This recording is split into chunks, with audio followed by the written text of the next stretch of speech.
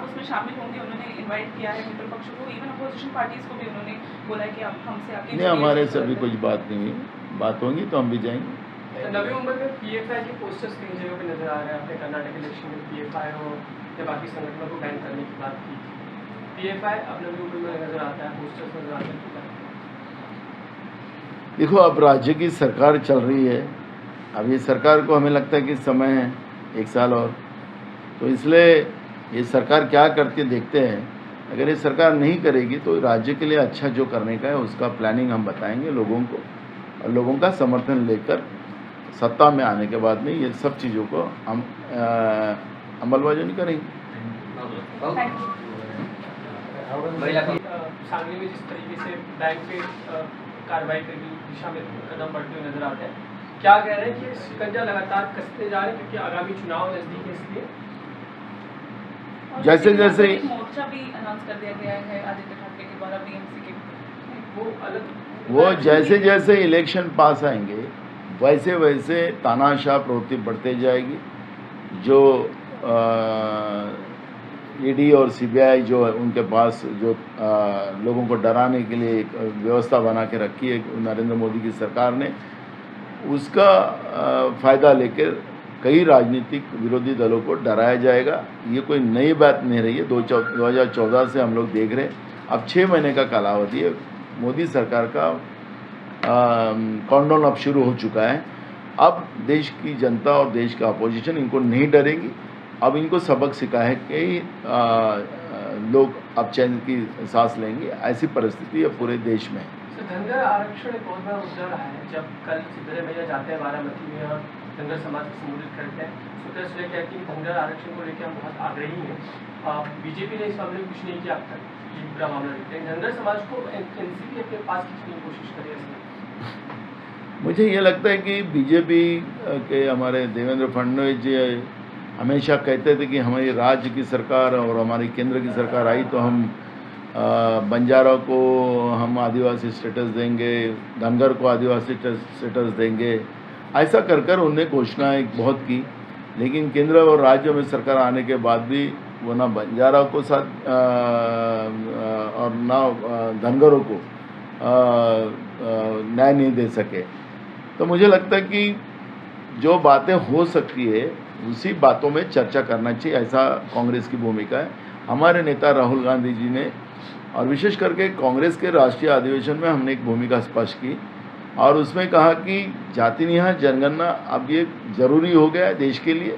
देश के सभी जो समाज है जिनको आज भी सामाजिक, आर्थिक और शैक्षणिक लाभ नहीं मिला है, ऐसे समाज को अगर न्याय देना हो तो उसमें जाति निहाय जनगणना होना चाहिए।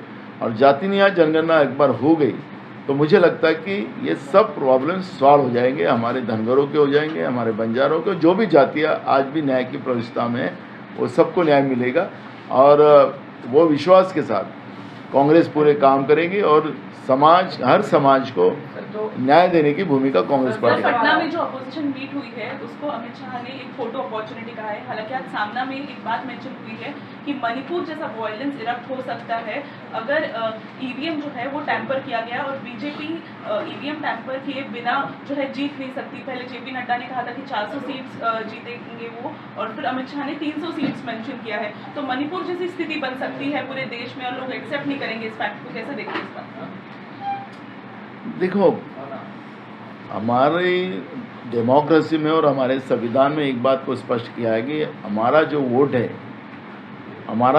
है हमारे व्यक्ति स्वातंत्र की सबसे बड़ी नींव होती है।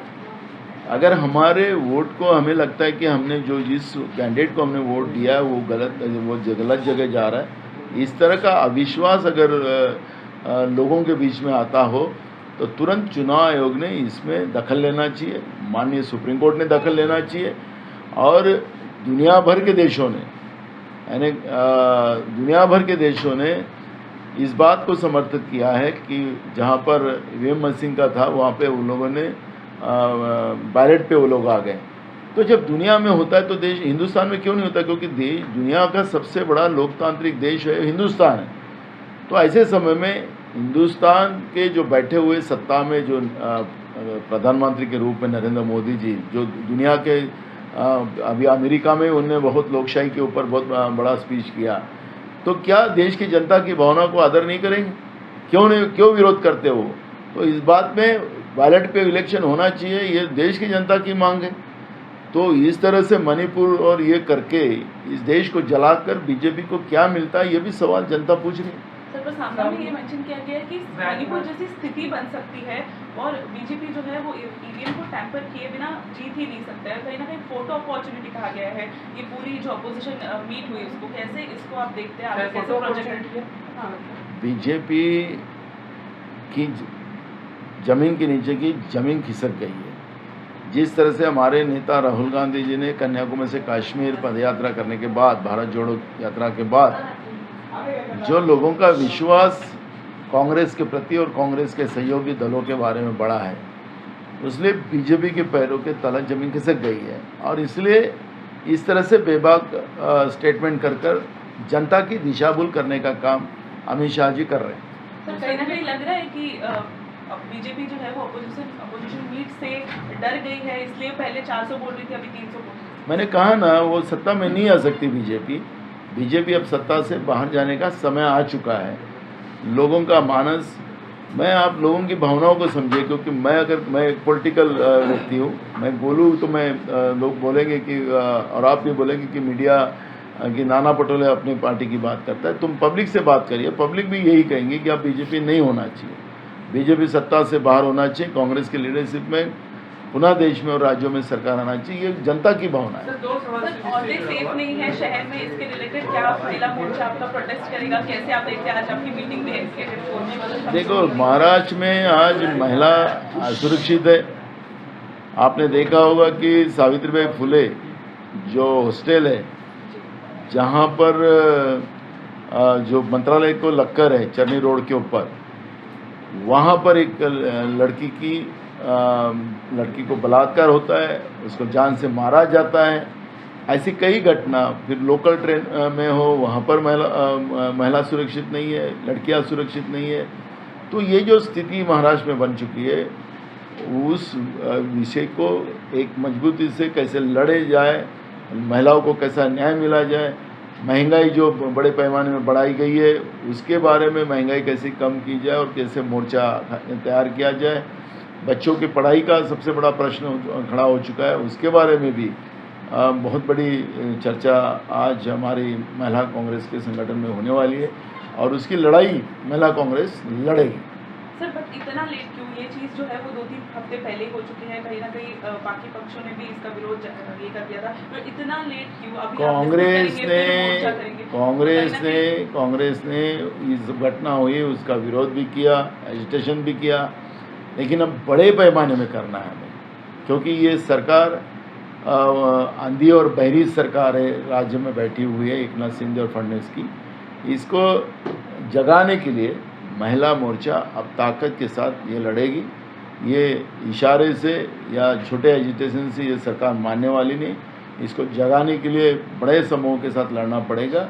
ये इसीलिए आज का ये मीटिंग रखा गया। सर, 1 जुलाई को जो मोर्चा ज्या पद्धतीनं आणीबाणीच्या सत्रामध्ये भाजप म्हणते की त्यामुळे देशाचा पूर्ण इतिहास बदलला आणि तो कायमस्वरूपी काळापूर्वी इतिहास आहे। खरं तर भाजपला इतिहासाचं घेणं देणं नाही आणि इतिहासही भाजपला माहिती नाही। आपल्याला माहितीसाठी सांगतो, 1975 मध्ये त्यावेळेस अमेरिका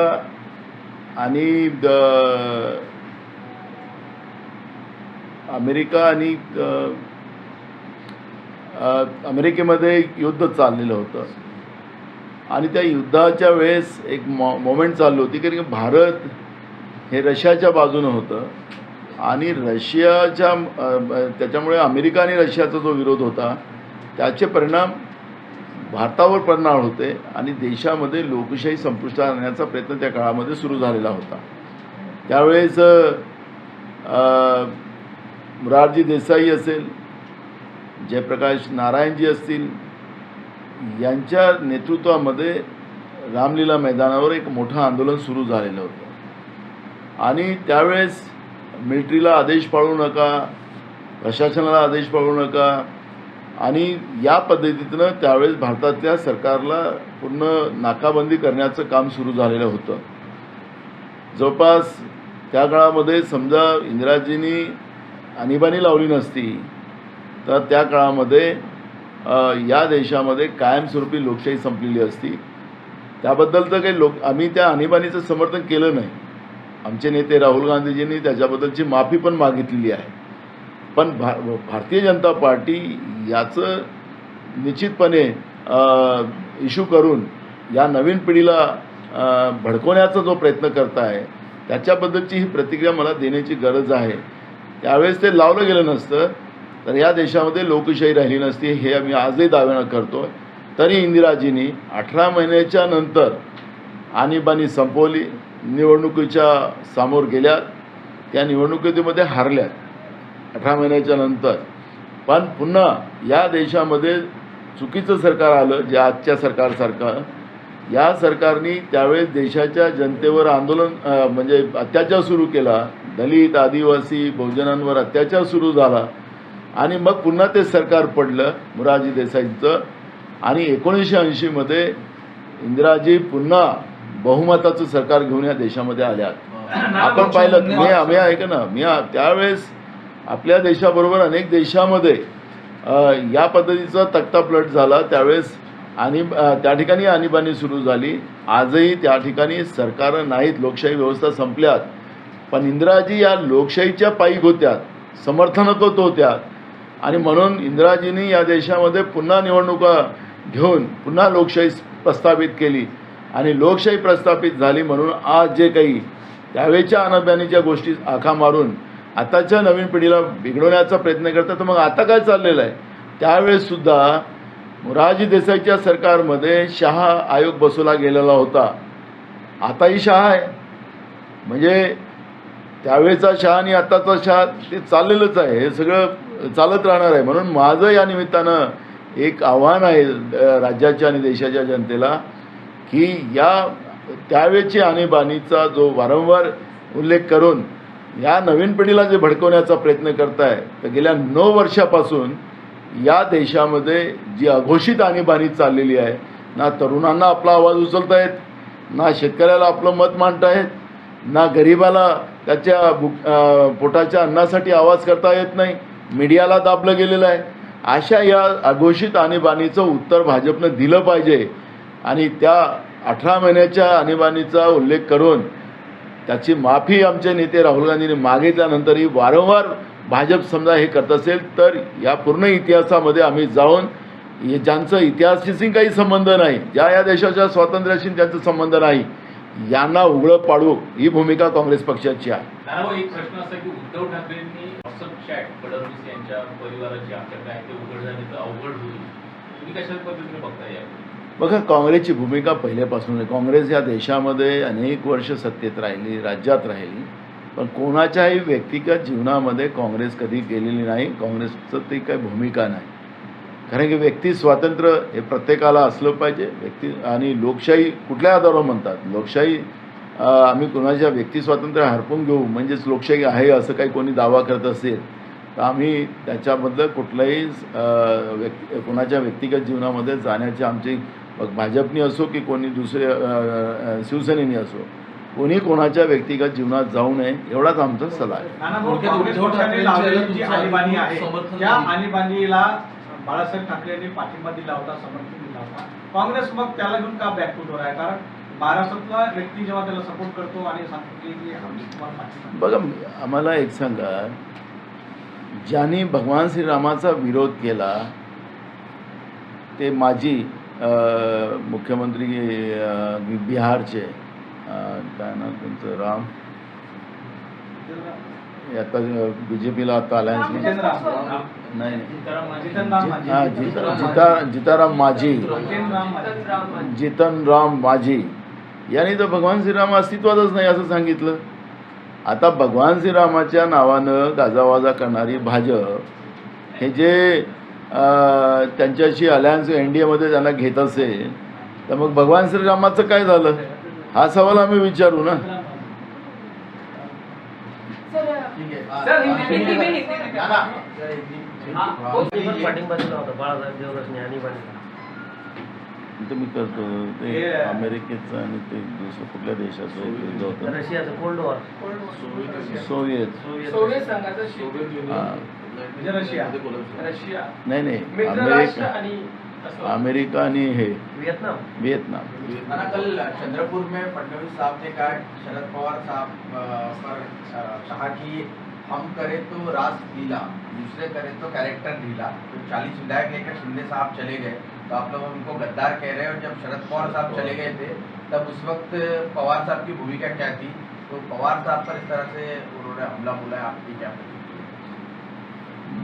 कांग्रेस की भूमिका हमने कई बार स्पष्ट की है. कांग्रेस जनता के इशू को लेके लड़ेंगी. किसान के इशू आज हमारे लिए सबसे बड़े हैं और महाराष्ट्र का किसान आज 4 गुना आत्महत्या कर रहा है और उसकी चिंता कांग्रेस को है. किसी दल को है कि नहीं, सत्ता में बैठे के लोगों को है कि नहीं, मुझे पता नहीं, लेकिन कांग्रेस की भूमिका है और कांग्रेस की चिंता है किसान के प्रति, युवाओं के प्रति. महंगाई कम होना चाहिए, गरीबों को न्याय मिलना चाहिए, ये भूमिका कांग्रेस की है. इसलिए हमें ये सब चीज़ों को बार बार उल्लेख कर कर ऐसे चीज़ों को हम इंटरटेनमेंट नहीं करना चाहते. कांग्रेस जनता के इशू को लड़ना चाहती है और इसलिए कोई अपनी सफाई बताने के लिए दूसरे पे आरोप करता हो, ये बात को कांग्रेस का नो कमेंट. एक दूसरा एक सवाल है कि शरद पवार केसीआर उससे जोड़ के बोलता हूँ. शरद पवार ने भी इस स्टेटमेंट में किया है कि अगर वो कह रहे हैं कि ये डिप्लोमेसी थी, मैंने कोई बेईमानी नहीं की, क्योंकि उस वक्त अगर 1977 में अलग हुआ तो मेरे साथ जनसंघ था, हर्षु आडवाणी थे, उत्तम राव पाटिल थे, कोई इसमें गलत नहीं किया. मैंने कहा नहीं कि हमें शरद पवार जी ने क्या किया, फडणवीस ने क्या किया, अमित शाह ने क्या किया, मोदी ने क्या किया, वो सेल्फ व्यवस्था के लिए उन लोगों ने क्या किया, उस पर हमारे पास जाने की ज़रूरत नहीं है. कांग्रेस हमेशा देश की जनता के लिए जिया है और जीते रहेगा. देश के लिए जिया, जीते रहेगा. देश के संविधान के लिए भी जिएगा. तो ये कांग्रेस की भूमिका स्पष्ट है. हमें किसी के व्यक्तिगत किसने क्या किया क्या नहीं किया इसके ऊपर जाने से लोगों के इशू हमारे लिए महत्वपूर्ण है. सर, पटना में जो बैठक हुई विपक्ष के नेताओं की, वहाँ पर राहुल गांधी को लेकर ऐसा प्रस्ताव पास किया गया है. फडणवीस का कहना है कि उनकी शादी जो है वो तय की गई है, इस तरह का प्रस्ताव पास किया गया है. आपकी क्या कमेंट? देखो, हमारे नेता अगर शादी करते तो हमें खुशी है, तो उसमें क्या तकलीफ है? तो कोई बड़ा इसमें क्या सवाल थोड़ी है. ये पब्लिक का इशू नहीं है, हमारे नेता का इशू. मुझे लगता है कि फडणवीस पब्लिक के बारे में बोले, किसान के बारे में बोलते नहीं फडणवीस जी. राज्य के युवा बेरोजगार के बारे में बात नहीं करते, महंगाई के बारे में बात नहीं करते. फडणवीस जी ने इस विषय में बात करना चाहिए. मुझे लगता है कि हमने कांग्रेस की भूमिका किसी के व्यक्तिगत जीवन के बारे में किसी ने चर्चा नहीं करना चाहिए. हम लोकतंत्र में रहते हैं, हम लोगों ने हमें पावर दिया है, तो हमारा मतलब यह है कि लोगों के इशू हमारे को सबसे बड़े महत्वपूर्ण हैं. तो इसी पे सरकार ने काम करना है. सर, केसीआर तेलंगाना के जो मुख्यमंत्री है, वो आज अपने खासदार, आमदार और सभी लोगों मंत्रिमंडल को लेकर जो है वो 2 दिवसीय महाराष्ट्र दौरे पर आ रहे हैं. 600 गाड़ियों का काफिला वहाँ से निकला है. पोस्टर भी महाराष्ट्र में दिख रहे हैं कि अब की बार किसान सरकार. तो आप लोगों को क्या लगता है कि क्योंकि अजीत पवार ने तो चिंता व्यक्त की है, उनको हल्के में नहीं लेना चाहिए, कांग्रेस पार्टी इसको कैसे देखती है? देखो, जो अच्छा करते हैं उसको जाहिरातबाजी करने की ज़रूरत नहीं होती, ये समझने वाले कांग्रेस. जो चीज़ें बिकती नहीं है उसको बेचने के लिए जाहिरातबाजी करना पड़ता है. तो मैं किसी दल के बारे में कोई ये नहीं कहना चाहूँगा, लेकिन महाराष्ट्र में अभी आषाढ़ी एकादशी में पंढरपुर में 10 लाख के ऊपर लोग वहाँ पे आते हैं. इस तरह से पॉलिटिकल वहाँ का ये माहौल बनाया जाए तो कुछ कम ज़्यादा हुआ कल तो उसकी भी जवाबदारी फिक्स होगी. तो मुझे लगता है कि ये समय में जो जहाँ लोगों का समूह है वो हमारी आस्था, जो महाराष्ट्र के दैवत पांडुरंग जी है, विठल जी है, उनके तरह है. और लोग किसी को देखने ही नहीं जा रहे पांडुरंग जी की आस्था के लिए. और मैं खुद उस वारी में था, मेरे परिवार के साथ था और लोगों की भावनाओं को मैं बहुत वारकरी के भावनाओं से मैं बहुत परिचित हूँ. उनको कोई किसी से लेना देना नहीं रहता, कोई जात पात, कोई धर्मवाद, मुस्लिम भी वारी में रहते हैं। तो इस तरह का एक माहौल, विविधता में एकता का जो महाराष्ट्र में चलता है, उसको कोई बिगाड़े ना। इस और सरकार ये बिगाड़ने को कोई कोशिश करता हो तो ना बिगाड़ने को भी ना दे, यही सरकार को भी हमारी सलाह है। नहीं, लेकिन आप क्या उनको अजीत पवार कह रहे हैं कि उनसे मतलब जो केसीआर की पार्टी है उनको हल्के में लेने की जरूरत नहीं है। कांग्रेस पार्टी को लगता है कि उनकी दाल यहाँ पर गल पाएगी केसीआर की महाराष्ट्र में। देखो, गुजरात पैटर्न जिस तरह से फोकस किया गया था, एक्चुअली गुजरात क्या है वो सबको अब पता चल गया है। विचारधारा क्या है गुजरात पैटर्न की। मोरारजी देसाई जो मुंबई चोरने आए थे उस समय, तो वो, मैं चोरने का ही शब्द यूज़ करता हूँ क्योंकि उसके लिए हमारे 105 लोग शहीद हुए थे और संयुक्त महाराष्ट्र की स्थापना उसके बाद हुई, तो ये मुंबई के लिए हुआ था। तो ये जो गुजरात पैटर्न है, तब अगर हमारी गलती है कांग्रेस की कि हम इसको ज़्यादा ओपन नहीं कर सके, लेकिन अब तेलंगाना पैटर्न जो है उसको हम पूरा तैयारी से है, उसका कोई असर नहीं पड़ेगा और उसकी पूरी डिटेल, क्योंकि वहाँ वो किसान के साथ भी नहीं है, कुछ मुट्ठी भर लोग जो है, जैसे गुजरात पैटर्न में मुट्ठी भर मित्रों के साथ वो काम करते हैं, उसी को गुजरात पैटर्न बोलते हैं। तो वैसे ही तेलंगाना भी एक मुट्ठी भर लोगों के साथ है, और ना दलित के साथ है, ना आदिवासी के साथ, ना ओबीसी के साथ, ना अल्पसंख्यक के साथ है। तो उसके, क्योंकि वहाँ मुख्य दल, विरोधी दल जो है वो कांग्रेस ही है, तो हमारे पास पूरा उसका मटेरियल है। उसके परिणाम महाराष्ट्र के राजकारण में कुछ नहीं पड़ेंगे। कांग्रेस के लीडरशिप में ही महाराष्ट्र में आने वाली सरकार बनेगी। सर, हम बुल्डाना में देख रहे हैं कि फिर से जो नारे लगते हैं औरंगजेब को लेकर ओबीसी की सभा में, फिर से माहौल इस तरह का दिख रहा है, उसके बारे में क्या? उसका हम समर्थन नहीं करते, क्योंकि औरंगजेब कोई उसका समर्थन ना मुस्लिम भी करते। आपको पता है कि कोल्हापुर में हो या जहाँ जहाँ भी ऐसी घटना हुई, वहाँ के मुस्लिमों ने उसको विरोध किया कि हमारे राज्य में इस तरह का कोई भी स्टेटस ना रखे, उसके बारे में कोई समर्थन ना करे। तो मुस्लिम धर्म के भी लोगों का उसमें विरोध है और महाराष्ट्र की पूरी जनता का विरोध है, और ये कोई नहीं सहन करेगा। सूरज चव्हाण और राष्ट्रवादीमध्ये पुन्हा एकदा हालचालींना सुरुवात झाली आहे। पहिला पवार साहेबांनी राजीनामा दिला, मागे घेतला, आता अजितदादा म्हणतात मला विरोधी पक्षनेते नाही राहायचं आहे, मला पद हवे पक्षात। आपल्याला वाटतं की पक्षामध्ये काही ना काही घडामोडी सुरू आहेत, ह्याचा परिणाम, घडामोडी एक तर सुरू आहेत आणि दोन ह्याचा परिणाम होईल का? कसं आहे की राष्ट्रवादी हे नेत्यांचा पक्ष आहे आणि आम्ही कार्यकर्त्यांचा पक्ष काँग्रेस आहे, तर नेत्यांना आम्ही सल्ला देऊ शकत नाही। त्यांच्या पक्षातला अंतर्गत मामला आहे, त्यांनी कोणाला नेतृत्व द्यावं, कोणाला विरोधी पक्ष नेता ठेवावं, तो त्यांचा प्रश्न आहे। नाना, कांद्याच्या मुद्द्यावरती जो तेलंगणाला कांदा जात होता, शेतकऱ्यांकडून असं म्हणलं जातं की बाबा ही फसवणूक झाली आमची आणि जो भाव दिला जात होता तो फक्त बतावणी करण्यात आली, पण त्यामुळे शेतकरी अडचण झाली। मी तुम्हाला दोन गोष्टी सांगतो। तुम्ही मगाशी त्याला प्रश्न विचारला, पण आता याला जोड प्रश्न कांद्याच्या प्रश्नाबद्दल विचारला। असाच एक गुजरात पॅटर्न देशामध्ये आला आणि या गुजरात पॅटर्ननी या देशाला कसं तबाह केलं हे आपण सगळ्यांनी पाहिलेलं आहे। आपण सगळे देशवासी भोगतो आहे गुजरात पॅटर्नला। आता तेलंगणा पॅटर्न महाराष्ट्रामध्ये यायला निघाला, त्याच्यावर अमाप खर्च करायला सुरुवात झालेली आहे। पैसा कुठला आहे, काय, हा नंतरचा भाग आहे, कोण त्यांना पैसा पुरवतो हा भाग वेगळा आहे। गुजरातच्या तेलंगणाच्या शेतकऱ्यांची काय अवस्था आहे, तिथं विरोधी पक्ष म्हणून आम्हीच त्या ठिकाणी काम करतो आहे, काँग्रेस काम करते आहे। आम्हाला त्या ठिकाणी शेतकऱ्यांसाठी, आदिवासींसाठी, शेड्यूल कास्टसाठी काय काम केलं जातं, ओबीसीसाठी काम काय केलं जातं, केलं की जातं नाही, त्यांच्या बगलबच्च्यासाठी किती केलं जातं आणि त्याचं दर्शन कसं दाखवलं जातं, त्याचं सोशल मीडियावर आणि मीडियावर कसं दाखवलं जातं, या सगळ्या गोष्टीचा उहापोह आम्ही येणाऱ्या काळात करू।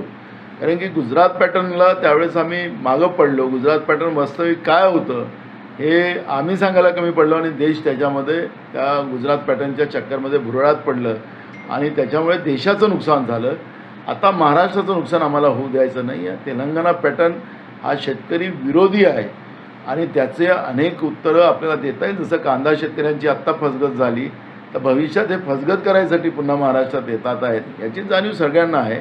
त्यामुळे आम्ही या सगळ्या व्यवस्थेचा योग्य वेळेवर सगळा पोस्टमॉर्टम करू। काँग्रेसची आज बैठक पार पडते, महिला आघाडीची राज्यभरातली, नक्की काय येणाऱ्या काळात महिलांच्या काँग्रेसमध्ये स्थान असणार आहे? जसं प्रियंका गांधींनी पॅटर्न आणला होता निवडणुकीत आणि 50% तिकीटं दिली पाहिजेत, असं काही विचारातील गोष्टी आहेत?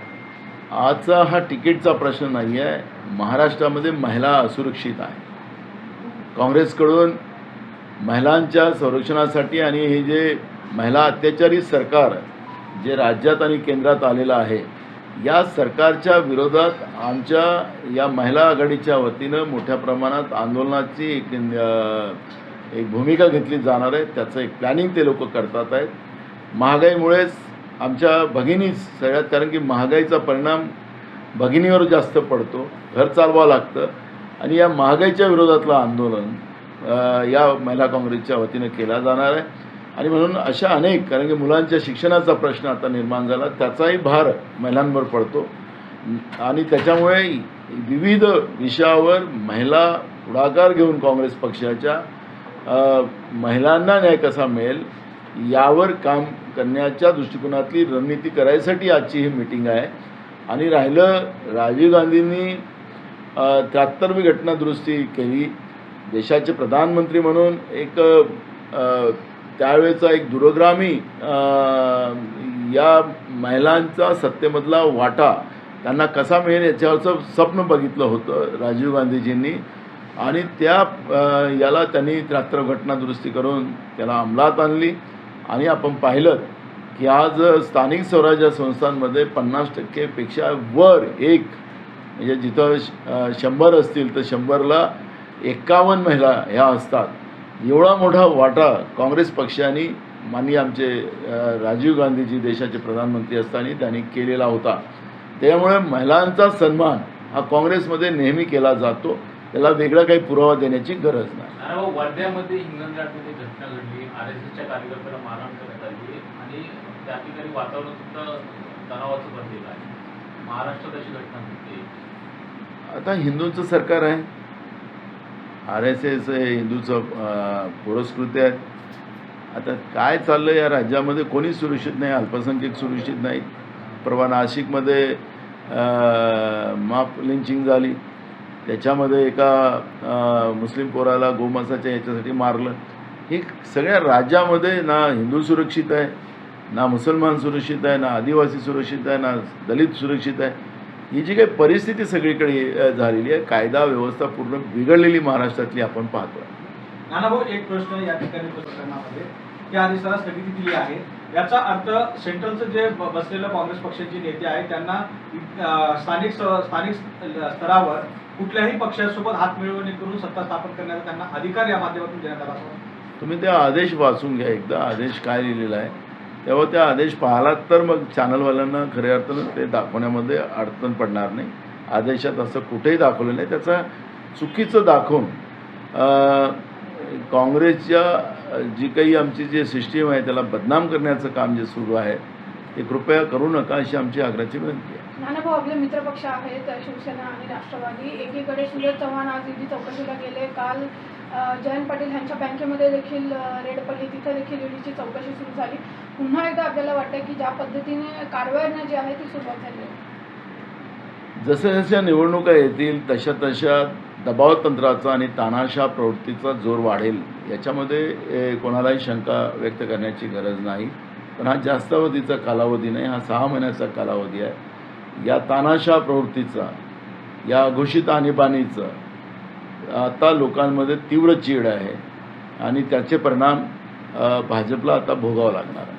आदेशासंदर्भात आता तुम्ही उल्लेख केला, आदेशात म्हटलं होतं की Chandrapur shall be kept on hold.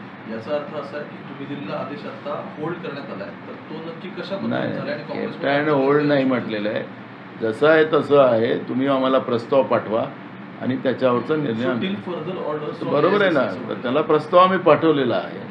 आता प्रस्तावाला मान्यता होऊन आता येईल आज उद्या, त्यानंतर त्या ऑर्डर तुम्हाला क्लिअर होईल. नानाभाऊ, तुम्ही प्रदेशाध्यक्ष आहात, प्रदेशाध्यक्षांनी केलेली जिल्हाध्यक्षांनी केलेली कारवाई का प्रदेशाध्यक्ष एवढाही अधिकार नाही त्यांना ते अध्यक्षाला बदलायचा आणि त्याच्यावर कारवाई करायची?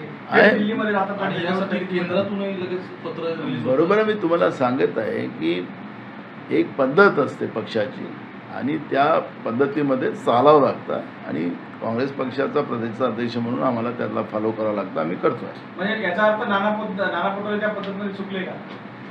मी कुठं चुकलं असं म्हटलेलं नाही. आम्ही प्रस्ताव पाठवलेला आहे. प्रस्ताव आता त्याला जी मान्यता येईल ते मान्यतांच्या नंतर आपल्याला खरं कळेल. सर हिंदी में सवाल है पहला ये देखा है नाही जर राहिलं ना तुमचं एक